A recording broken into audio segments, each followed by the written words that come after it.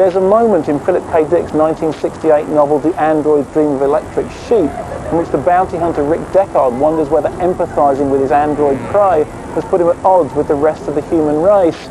He wondered, writes Dick, if any human has ever felt this way before about an android.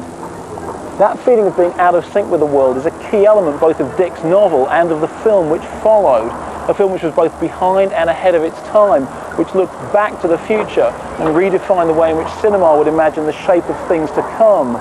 It's a film which has been called everything from a fascinating failure to a cult classic, which looks more and more like dark prophecy as the years roll by and we move ever closer toward the edge of Blade Runner.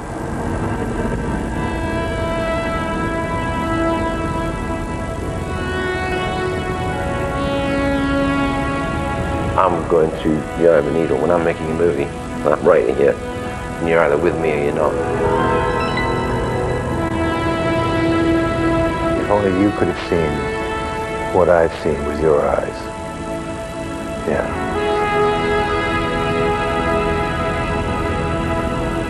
The filmmaking experience was wonderful. The film dealing experience was about as unpleasant as it can be.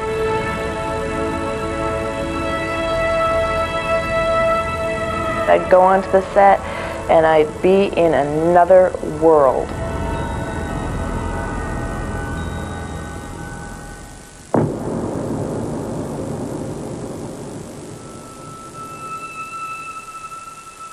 The American people are basically anti-intellectual. They're not interested in novels of ideas. And science fiction is essentially the field of ideas. Philip K. Dick is really one of the great unacknowledged writers of our time.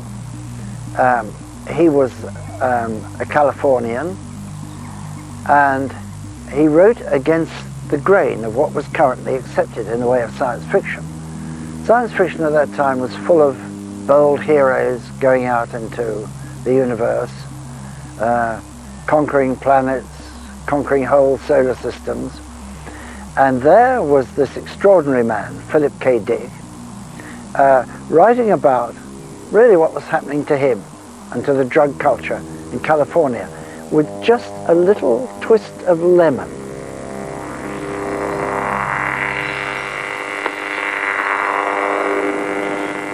This is the house in San Rafael where Philip Dick wrote Do Androids Dream of Electric Sheep, one of a group of stories optioned during his lifetime that finally made it to the screen after his death. Like so much of Dick's fiction, it shot through with a surreal paranoid psychosis that seemed to echo his own state of mind. But with its futuristic bounty hunter theme, it also provided the basis for a saleable sci-fi screen romp, or so it seemed to actor-turned-writer Hampton Fancher. Philip K. Dick was a bit of a chimera. He was a bit of a monster. He was a bit elusive. You know, he was very appealing. I mean, he was very intelligent.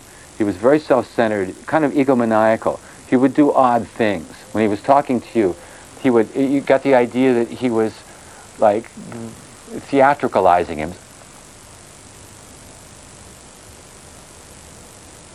Anyway, Hampton, so he was getting a message from the gods. Phil, who had also made no bones about the fact that he had taken a lot of amphetamines early in his career to keep up the pace of being able to write as prolifically as he did, and had kept doing that for over a decade, it really became my conclusion that Phil, to a certain extent, was suffering from classic amphetamine psychosis. It didn't seem stupid at the time because he was so brilliant. He was really smart. He was a scholar. He knew a lot of things, but he dramatized himself, and I thought he was kind of crazy. The police once told me that I was a crusader, and they had no use for crusaders, but unfortunately, they didn't tell me what I was crusading for. I was afraid to ask what it was I was a crusader for, and they told me that if I did not get out of the county, I would be shot in the back or worse some night. Really, the impetus of that novel, Do Androids Dream of Electric Sheep, were some Nazi diaries that Dick had come across while doing research at the close stacks of the University of California at Berkeley in the library. And he was reading the journals of an officer, an SS officer, who had worked in one of these camps. And one of the entries really caught his attention. And the entry was, The screams of children keep me awake at night. And from that little seed, he began thinking, this person is not human. He cannot associate what he's just written. In other words, he's being bothered by the fact that they're exterminating all these thousands of people around him, and he can't get a good night's sleep. So from that, Phil inferred that basically these people weren't human. The Nazis were a synthetic organism. They were completely dissociated from human intercourse. And I think that really is what the spur of the entire Do Androids Dream of Electric Sheep Blade Runner story started out as. He acted, I said to him, in fact, I said, you act like I'm some guy with sunglasses and a cigar who's come up in a convertible trying to take advantage of you. I'm not. I'm trying to get you to make this movie. And he kept kind of dismissing that idea of Blade Runner, Androids Dream of Electric Sheep. And the last time I saw him, I was leaving. And I'm usually not this forward about these things, but I said, you know what? I'm not coming back because I don't think you like me. You really, in fact, I think you don't like me. And he said, no, you're wrong, Hampton. Hampton, you're wrong, you know. And he was kind of effusive at that moment, but I didn't go back. Despite Philip Dick's paranoia about America in general and Hollywood in particular, Hampton Fancher finally succeeded in fashioning a screenplay based on Do Androids Dream of Electric Sheep. This script, which would be retitled Dangerous Days and then Blade Runner, was eagerly adopted by Michael Dealey, producer of such varied fare as The Italian Job, The Deer Hunter, and The Man Who Fell to Earth. I liked, for me, the originality of it. It was brand new stuff. It was plausible. I still think it's plausible. It contained a vision of the world which was possible. And I thought it was incredibly exciting and would be exciting on screen.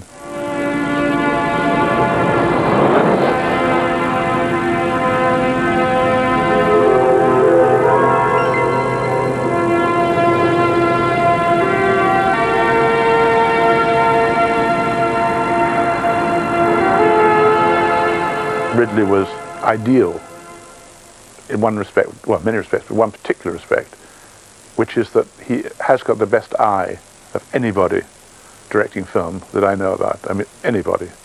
And if you want to make a picture which looks stunning, as this picture had to do, then the best person you could get is Ridley. Something personal happened in my life. My elder brother died, and I, to coin a phrase, freaked out. Felt I had to go to work immediately. And so I called Michael and said, you know that film of Hampton's, I'd like to do it. And so I went to Hollywood. And what I thought would be a fast, fix emotionally, I get involved in something, wasn't. And that developed into 7 months of discussion every day with Hampton coming to my house in LA, going through the pages blow by blow. It wasn't until Ridley came in that it became an exterior film, a film that had a world. It was in hotel rooms, it was in basements, it was a $9 million movie that was all about interpersonal relationships. Enhanced 224 to 176. The thing about Hampton's screenplay was it was too enclosed within the confines of an apartment. The focus was, for me, how do we expand this film from your vision, which is internal. I want to follow Deckard outside. When I go outside, the world we see had better support a world that can actually reproduce human beings. And that's how it expanded. There was a moment where there's burnout with any writer. And Hampton, I think, said, I give up, I can't do this anymore. I need time out. And at that moment, I'd also been reading stuff of David Peoples, and I thought he came up with some very interesting dialogue. They put me in this fantastic suite in the Chateau Marmont and sent a script over to me and said they'd be over in a couple hours. So I read the script, and my heart was broken because, they came in, they said, have you read the script? And I said, yeah. And they said, well, what'd you think? And I said, I think it's terrific. I said, I can't think of anything to do to improve it, right? And that was true. But apparently it was the right thing to say anyway, because they both sort of because I think they liked it too, but they said that Ridley had some thoughts about it or something, and so on and so forth. And so, to my amazement, I was hired to do a rewrite. I think what happened is I said to Hampton, look, there's this guy around who can come and do some of the city speaking, the dialogue. What I want you to do is meet him. And you tell me, because I felt it was so much his now. This, script, he's doing all the work. I'm just sitting there being creative. And he said, okay. He was a little angry and a little hurt, I think, at the time. Ridley never came right out and said, if you don't do what I'm telling you to do, then we'll get somebody else to do it. That never was said. Ridley was shy, he's manipulative, whatever. He didn't tell me. Hampton's an emotional person, like any other artist, and he can't have been happy at the whole idea of another writer coming in, and also at the changes that would make to his concept of the picture. I was devastated. I started crying. I said, what do you mean? I got rat fucked. I quit. I'm out. I'm gone. Then fuck you guys. And I called Ridley and said, I'm out of here, and I was insane. I wanted my name off the picture, it's like, I didn't want to be involved. But I needed to move on, because I was now 7 months into this, and I felt I'd invested all my life into it as well. And this was going to be my next film, whether anyone liked it or not. And so Hampton met David, and I think they're still friends. I wouldn't talk to anybody, in the company. And I'm sorry. No, it was fine because then, towards the end, when they'd finished shooting the movie, they called me back in just before they finished shooting, because it was a rooftop scene, all that stuff with gaff, and so they asked me to come. David was working, I guess, or something, I don't know, because they asked me to come and rewrite some stuff, and that's when I rewrote you. I guess you're through, huh? Finished. Harrison Ford was probably the most interesting leading man. If I say at the time, it's a little unfair, because he's still very interesting. But he was that, and so we go for who's best. I remember the first time I met him was in the Meridiana, where he came late. It was like 10 o'clock, 10:15, and he was still wearing a leather jacket and a kind of wide-brimmed khaki hat, and he was unshaven. Of course, he was Indiana Jones, and he had come off the set to come and talk, and I figured anything that Spielberg and Lucas were going to do was going to be a really good for this actor. So I thought, this is the guy, he's going to help us. You remember the spider that lived in a bush outside your window? Orange body, green legs. Watched her build a web all summer. Then one day there's a big egg in it. The egg hatched. The egg hatched? Yeah. And 100 baby spiders came out. And they ate her. Shaun was relatively unknown. She'd done very little at that time. And Ridley works on visuals extensively. He's a great, as a director, is one of the most brilliant visualists I've ever met in my life. And he saw something in her visually that he wanted. She had to look great, as opposed to me just going with an actress who was a tourist. I'd always go with the actor first, actor, capability first, look second. But, stars usually have that kind of combination of both. Do you like our owl? It's artificial? Of course it is. Must be expensive. Very. That was the happiest or best casting period I've ever had on a picture, except for a talent job, which was different. It was wonderful because we had a completely blank page, really, and we went for people who were not comic figures, not comic cuts type figures, were original looking.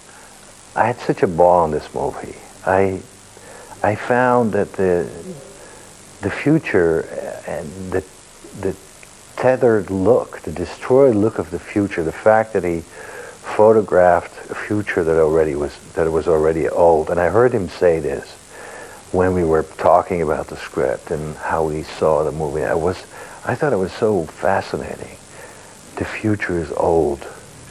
It's not new. We're no computers, Sebastian. We're physical. I think, Sebastian. Therefore I am. When we did the screen test, we had set dressing, there was rain machines, there was smoke, there was a, an alleyway with the garbage, and I mean, it was like lit like you wouldn't believe. I've yet to work on another film that is well lit and as well set designed as this screen tests were for this film. It was just insane. What's your name? Pris. Mine's J.F. Sebastian. Hi. Hi. Anybody that says Ridley's not a genius, just look out there, because there's more nationalities, more languages, and that's my opinion. It's more crowded than it was then. The film was about society's influence in day-to-day living. It showed Los Angeles many years from now being a cesspool. And 20 years ago when that was made, as opposed to 20 years today, you can see where Mr. Scott's vision is coming to pass. I wasn't able to visualize what that picture was going to be because I hadn't worked on it at that time, nor did I really know what Ridley was going to do with it much more than when we sat down and talked about his views of some of the things that he was going to attempt to do. But I just thought it was a good gamble and something I could be partly proud of if it comes out the way they hoped it would. This picture, you're building a world which hasn't yet been invented. And you've got somebody like Ridley inventing a world, it's going to be quite some world. And that's the point of Ridley in this case. But also, of course, when it begins to cost money.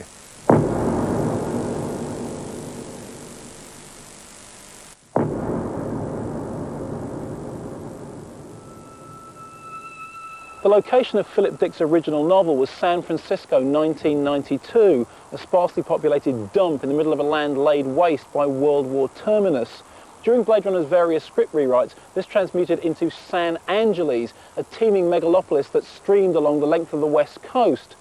During pre-production, some attempts were made to move that location to the chillier climes of the east, with a number of cities being scouted, including most notably New York, home of Ridley Scott's beloved Chrysler Building. But as each of these locations proved impractical, Blade Runner turned once again to the west and headed back to Hollywood.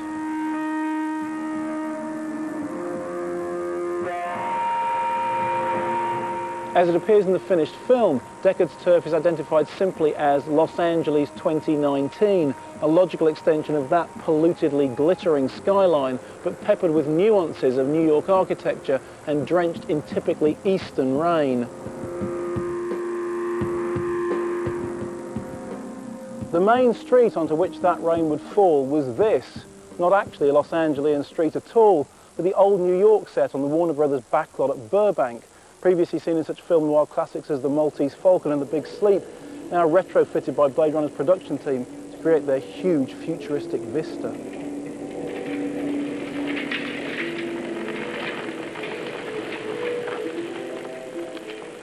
To get a picture that looks like Blade Runner is not a casual thing of building a set and chucking a few things around, and it isn't. It is a huge labour from the director's point of view. He has to build every corner of that screen. Every detail has to be as near perfect as he can get it.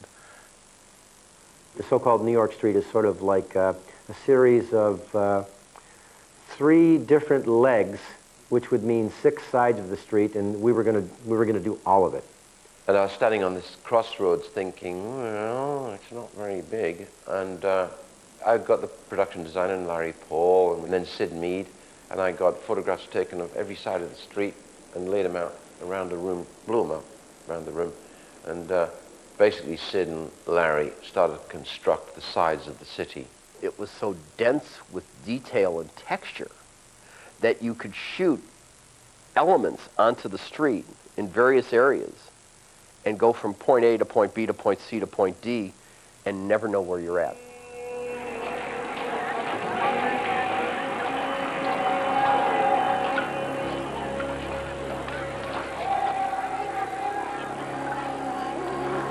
So we're here on the old New York set at Burbank. Talk us through where the Blade Runner locations were. Over there is where we did the Zora chase through the shop front. Where the Art Deco Where the Art Deco is now. It was a shop front with a plate glass. Over here is the Leon Hotel. Just up there? Yep. Over there is Mr. Chu's shop. Oh, this is Chu's Ice House. This is the Ice House. Okay. And then straight ahead of us, right down there, that's the night scene. What happens down there? That's the night scene where the midgets come through and the masses of people coming through at night with the Hare Krishnas. And as you can see over here, because there's so much greenery and mountainside, that was one of the main reasons why we decided to shoot at night, because we could eliminate having to mat out the green mountains and the trees. Because if you look down the end of the street, you can just see glorious hills. Exactly. And just over here on the corner was the phone booth. There was no stairs here. There was just a phone booth in where Batty made the phone call before the I-Man. So how far down was this set dressed as Blade Runner? Was it everywhere you can see? We took over everything.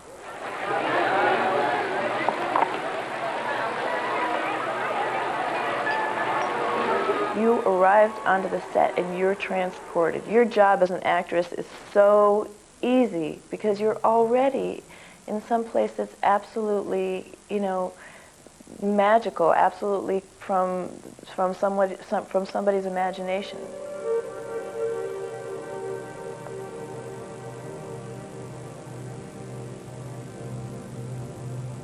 The premise was that, in my design sort of mind, that with these enormous structures going up 2,000, 3,000 feet, decent people never went below the 60th floor. So you had these big pylons and supporting the architecture. And the street then became like a basement, essentially, an urban basement. Sid is this wonderful combination of artist and practitioner and sociologist. He can talk for hours about the logic of urban planning, urban decay, and sociological decay and disorder.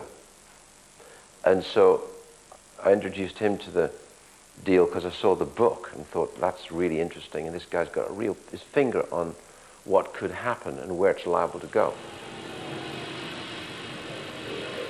As well as the Warner backcloth, Blade Runner also took in and transformed a number of existing locations in and around LA. Union Station, for example, became Police HQ, where Captain Bryant first sets Deckard on the trail of the errant replicants.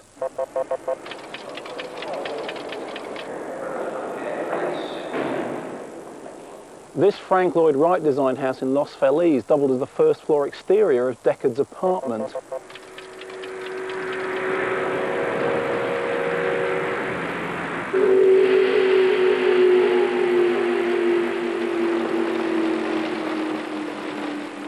As he wends his weary way home, Blade Runner's bedraggled hero drives his sedan through the 2nd Street Tunnel, which runs between Hill and Figueroa, and which looks as eerily exotic in real life as it does in the film.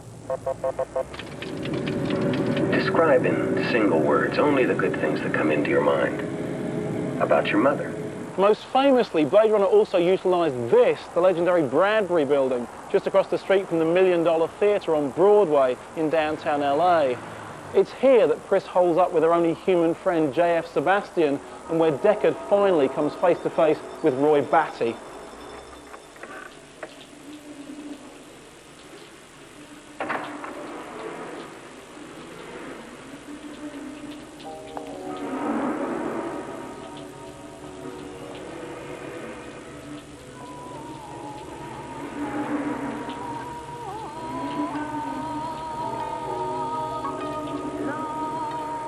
The Bradbury was designed at the end of the 19th century by George Wyman, who'd been inspired both by messages from a Ouija board and by the architecture of Edward Bellamy's futuristic novel Looking Backward, set incidentally in the year 2000.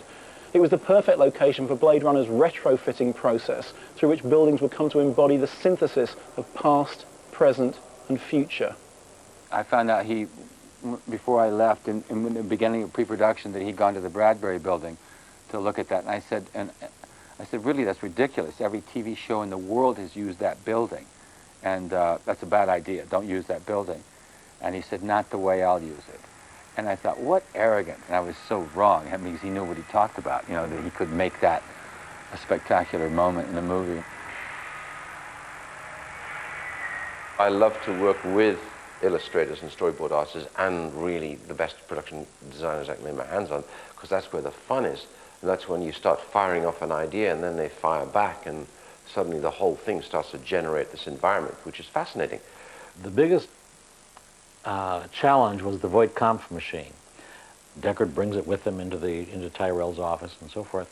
So it had to be a suitcase, briefcase size thing. And in my mind, it had to be terrifying. And this machine was breathing because it would inhale the air, the localized air between the interviewer and the interviewee, and process that and pick up, you know, acidic traces and so forth, much as animals do, because animals can smell if you're afraid. While Sid Mead's Voight-Kampff machine was tasting the futuristic air, the cast and crew of Blade Runner found themselves unwillingly inhaling smoke and fumes on sets whose atmosphere pushed tolerance to the limits on a 24-hour basis. The conditions we were shooting in were so unbearable. It was boiling hot, it was wet, it was damp, it was everybody was sitting in their underwear shooting, and you know, Ridley would finish shooting and just walk off. We shot for, I think, something like 5 months, and I think almost all of it was night shoots. I don't remember ever seeing the light of day, except for the last few minutes on my drive home. Oh man, the crew was walking around with surgical masks on. I mean, you would think you were down in a coal mine. This was Ridley's dream and Ridley's vision, and he would not back off, and all the powers that be on top of it, you know, there was enormous pressure going on. I didn't know anyone in LA, and they didn't know me, which is worse. So the process of saying, no, I don't want it that way, I want it that way, took longer, and that's how we got behind. We wouldn't know anything, we wouldn't get any word of anything, and it would take hours to reset the shots. And through one's own volition, you started to super exceed what you were capable of. And all the running stuff was phenomenal, and that went on for nights. We just kept going and going and running and running. I mean, I don't know how I didn't break bones in that. All the jumping and jumping on the cars and knocking guys down. Get out of the way! I could feel the pressure almost all the time that I was on the set. Possibly one of the worst pressure conditions I have ever been in. I just do eyes. Just eyes, just genetic design. Just eyes.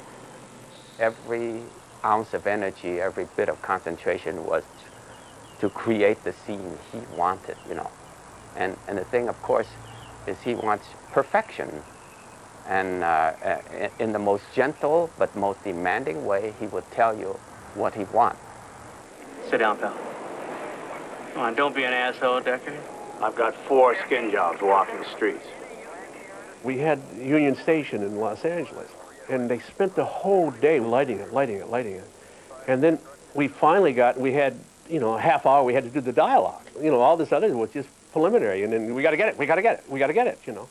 I think he was indulgent.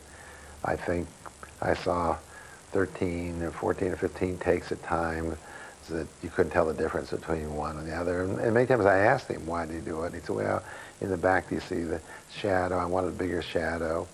And I often thought, if my mother is looking at that shadow, we don't have a picture. And eventually I just, you know, on the film I became a screamer. I got really angry, and which is not good, because screaming doesn't get you anywhere, really. But just out of sheer frustration. Who did you scream at?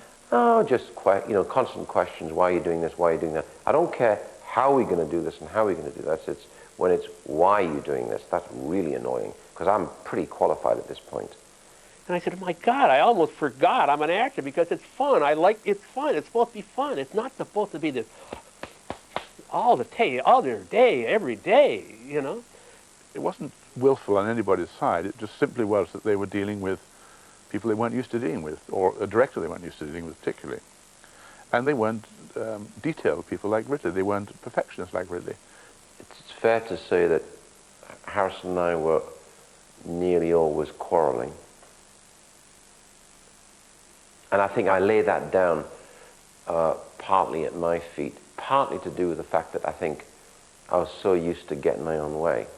There was not much connection between him and the actors. I think that was another reason why Harrison got so frustrated with Ridley, because Harrison at the time needed direction, and Ridley is more of an art director, more of a cameraman, and not at that time was not much of it, so much of an actor's director. I'm not one given then. I am now, because I figure it's a mistake. I'm not one given then to spending a lot of time on explanation and stroking, right? I've got too much to do, you know, to get what I want, because I have a performance as well. I'd spent a year with Blade Runner.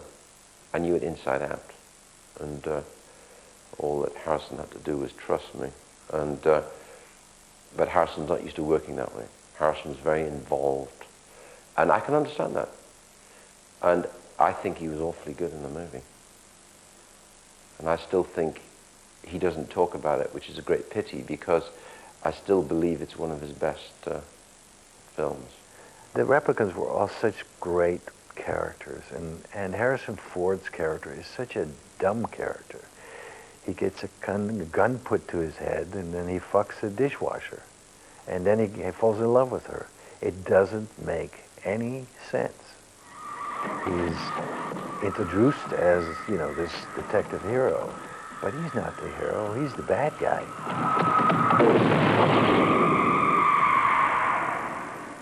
His role didn't seem to fit him, or he couldn't make it fit. I know that was going on, and I don't know why, but if he would have been stronger, I would have not been so shiny, you know.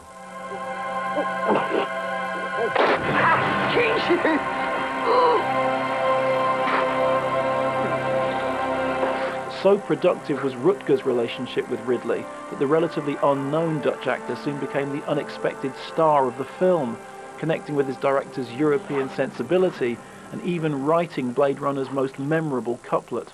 At 3 a.m. in the morning on the last day, and we're 2 hours from dawn, because we're nearly in the summer months, I think, yeah. And it's already gone blue. So I go to the trailer and say to him, okay, you've got to get out there now, we're ready. And he said, look, I've got these words. He said, I'd just been noodling with them over dinner tonight. That was like 1 o'clock in the morning. Can I just say them? And I said, okay, say them. So I sat in this trailer and I heard them. And that was it. I thought it was beautiful. Rutger read those lines and then kept on going. And he had a bunch of other stuff, which included the tears in the rain and everything.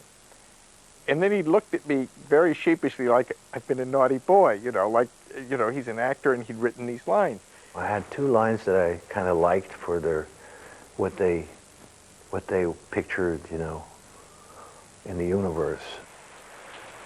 I've seen things you people wouldn't believe. Attack ships on fire off the shoulder of Orion. I watched sea beams glitter in the dark near the 10-house gate. There's only so much poetry you can get rid of, you know, and these images are so strong. And then, you know, I came up with the line, all those moments will be lost in time like tears in rain.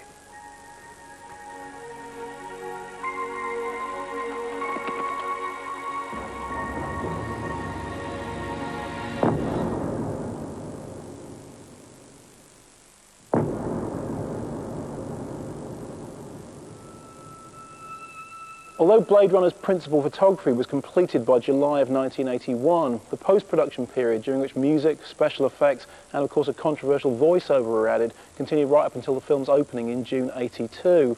It was to be a long and difficult year, characterized by arduous edits, confused test screenings, radical recuts, and even the addition of an entirely new happy ending, all played out against increasingly unhappy relations between the movie makers and the money men, kicking off on July the 11th, 1981 with the official firing from Blade Runner of producer Michael Deeley and director Ridley Scott.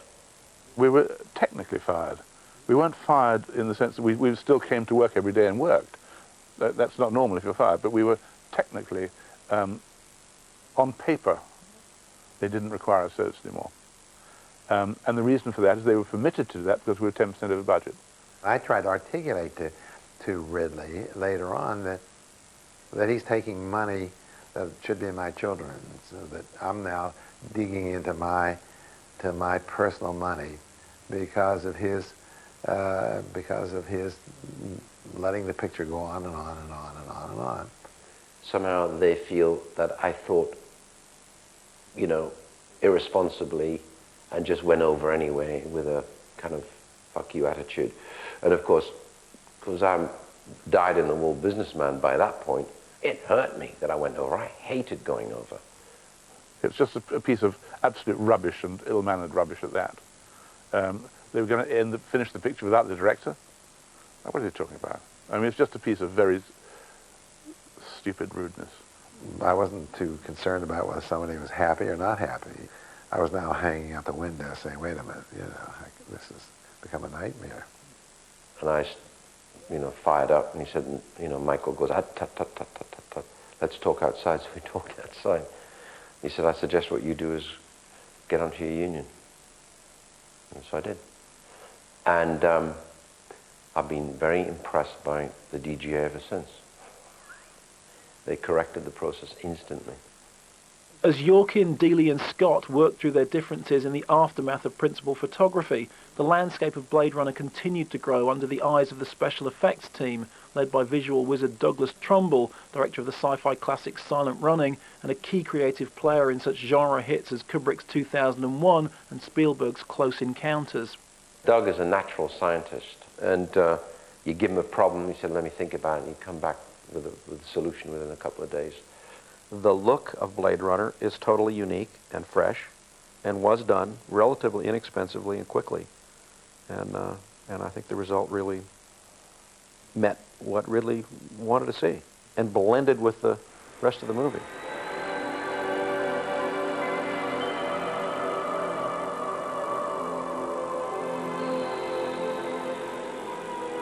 Ridley kept looking at what we had and said, I want to see more, and I want more vastness. And I kept saying, Ridley, we don't have the money. He's not easy to please, and we like that. And that's a good thing, because all the guys working on it, you got to remember, this is a very young crew, and totally couldn't wait to wake up the next morning. You go to midnight, you couldn't wait to wake up to get back to work the next day, what was going to be there.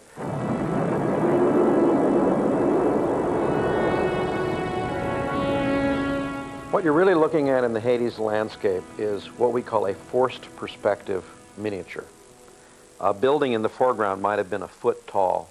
A building midway back might have been 4 inches tall, and a building at the far distance might have been 1 inch tall. But that whole distance from foreground to background would be about 8 feet. It was very quick to make. And then thousands of tiny fiber optic bundles coming up through the bottom of the floor and into those buildings to light them up. Once you have that all in place with the lights and the buildings and the fiber optics, we filled that room with so much smoke that you couldn't see from here to the wall. At some point in the process, and I wasn't directly involved, so I don't know exactly what happened, but I understand that Philip Dick was reasonably unhappy. Katie Haber gave me a call and said, put together the best of the best in a reel, and it was left to me to go in with a few of my key people, and he and his friend to go down and sit in the screening room, and he said very little, and I said, roll it, and it went dark. The 10 minutes of optical takes ran. The lights came up. Philip turned around, looked me right in the eyes, and he says, how is this possible? I don't understand this.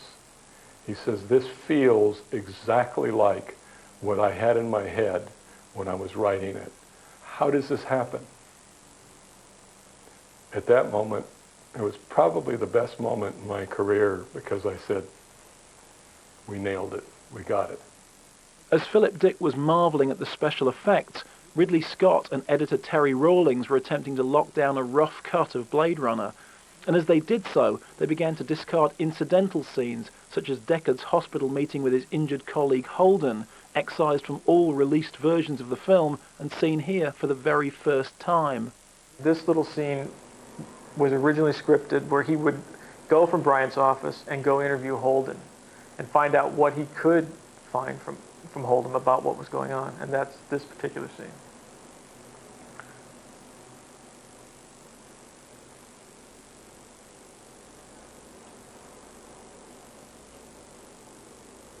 What you reading? Old favorite, Treasure Island. Deckard. Look, friend. Ain't like it used to be, Deck. It's tough now. These replicants aren't just a bunch of muscle miners anymore. They're no goddamn different than you or me. What happened? 10 days ago, security at Tyrell Corp finds 3 intruders in the records room. Kills 1, 2 get away, okay?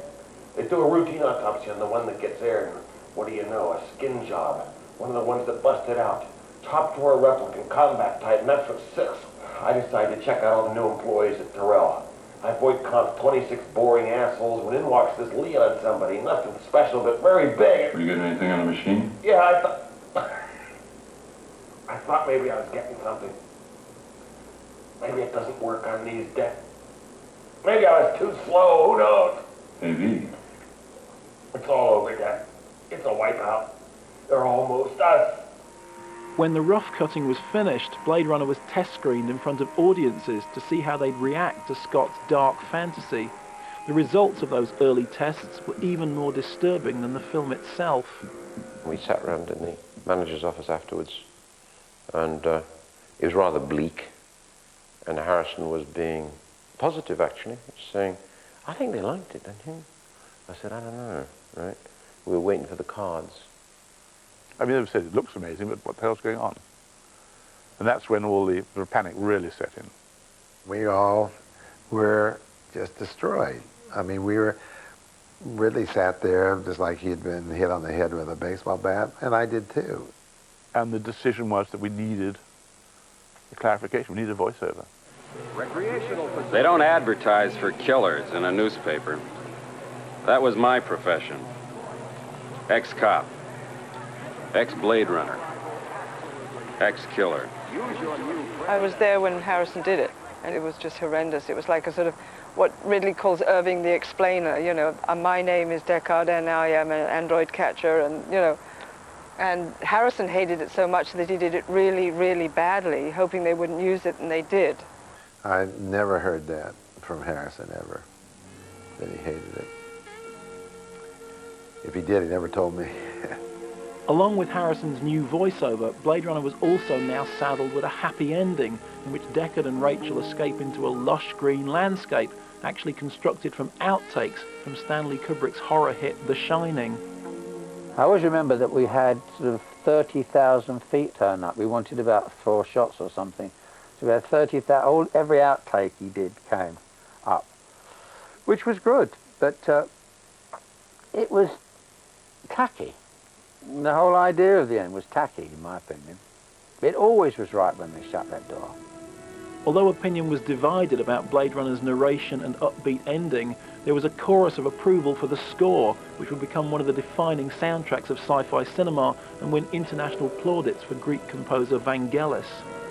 He will sit and watch every frame and cue off a frame, cue off an expression of the actor. He doesn't just lay on score and say, well, that works. He goes through everything. He thinks himself into the film. I remember, you know, when the first notes hit me, I was like, wow.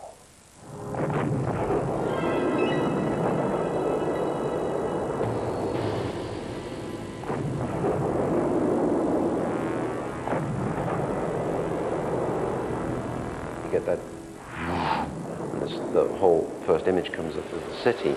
If that doesn't knock your socks off, then you are, you know, just not there. I loved it. I was very happy with it. I was really shocked that it didn't receive as much attention initially as I thought that it would. I didn't think it was surprising. As I say, it was disappointing. I always hoped, well, you know, it will be. It would have little life. Yeah, I certainly hoped it would do a lot better, and I was a little surprised that the reviews were as bad as they were. It was a failure, basically. I mean, that's all it was. It was a disaster. Failure is even you know. It was, no one liked it. It was a financial, loss. I mean, I saw the audience. They were like split. It was like the Red Sea. Here was the people that really were like stunned, and here were the people who were pissed off. That's not L.A. It's so depressing. That's not my town. No, it's not. Jesus.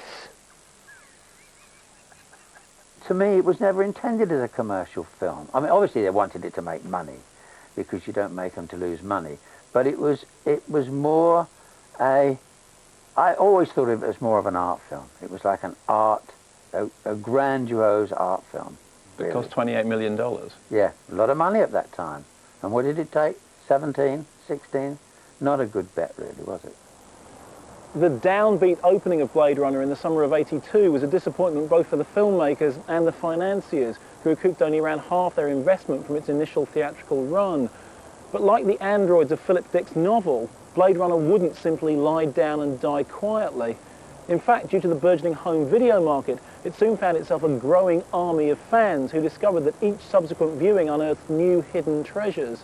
And it was those fans, with their obsessive interest both in the film and its tortured production history, who eventually helped bring about a full-scale rebirth of Blade Runner, after a 70mm print of Ridley Scott's original cut was accidentally screened at the Fairfax Theatre in Los Angeles in May 1990.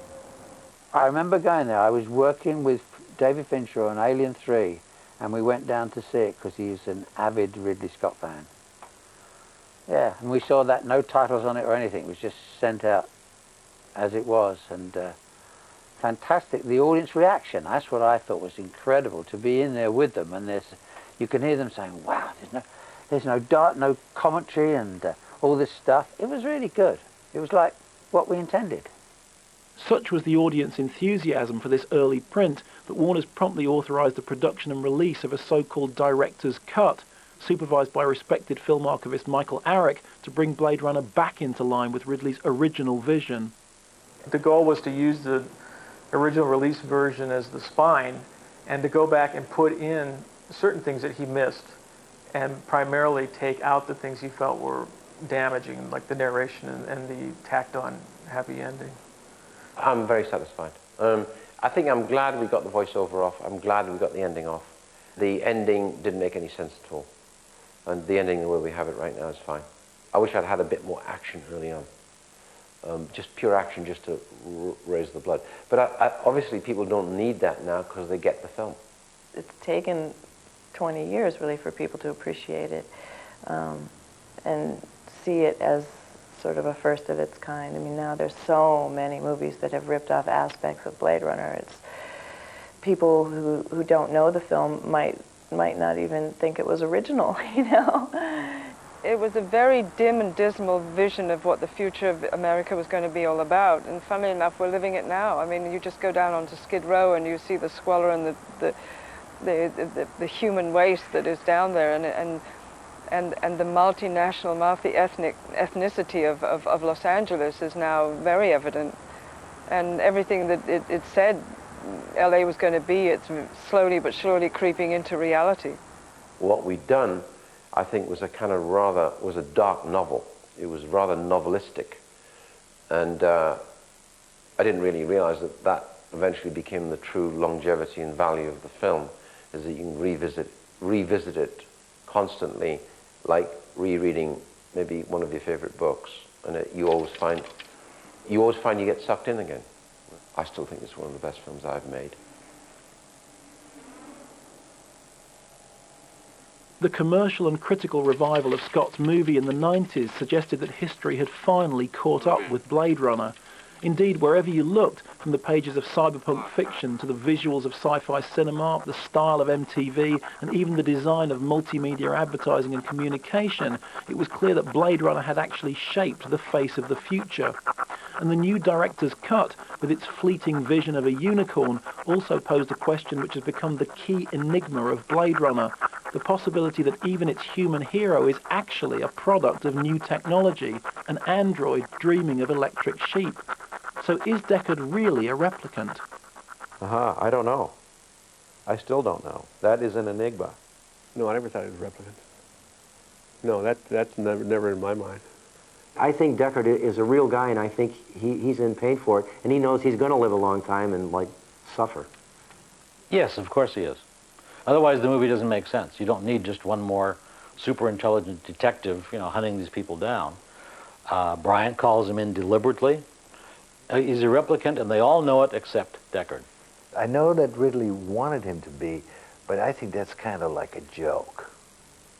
And that's where the unicorn came from. When Harrison's on his piano, looking at all the photographs and wondering who these people are and what they're after, he's drinking, he's a bit drunk there. And as he drinks, you go off into the unicorn. So it's a reverie.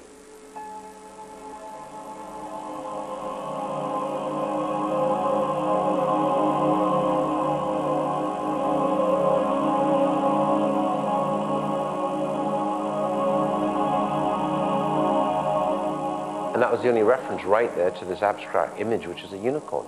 Because at the end of it, he comes out of his thought process. And that never occurs again till the end of the movie. Because when he comes in that apartment, he thinks Eddie's gone in there and killed her. Because they know where she is. And when they come out, there it is. Looks like a unicorn. And it means? He's a replicant.